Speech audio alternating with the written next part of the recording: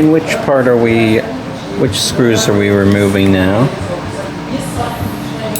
Shield for the cover, because the CD have a lot of cable and Face ID, so many things inside. We must be removing the shield and the screw. Internal component. And so after you've securely separated the LCD, what else is? Can you explain the next parts? Yeah, we remove the Face ID department. Here, proximity sensor and Face ID department. This department.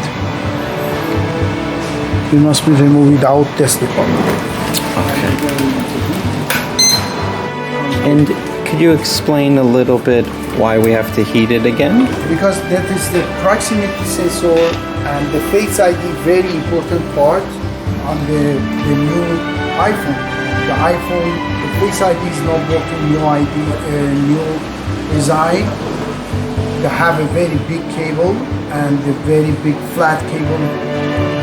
Glue it on the screen. We make a heat and with the alcohol remove it very easily and nice and gently. So when you put the LCD here, you're really just waiting for the alcohol to help separate the tiniest component as part of the process.